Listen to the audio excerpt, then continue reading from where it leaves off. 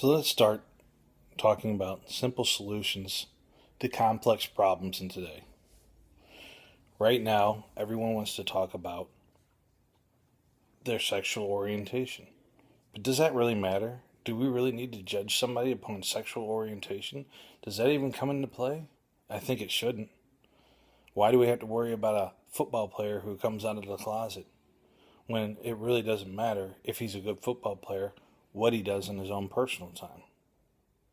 Now let's think about the whole marriage thing and same-sex marriage.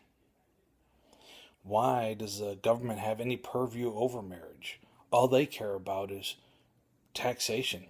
They want to get your taxes. So why don't we just have the purview of the state and the purview of the federal government only grant civil unions to everyone? Abolish the institution of marriage within the federal government and the state governments, and just everyone, heterosexual, homosexual, indifferent, gets a civil union. Then you allow the religious freedom to have the freedom to be married within a church, or a church tell you that they don't want you to be married within their church. Then you get to choose. You shouldn't have to force what you want to do on a religious institution.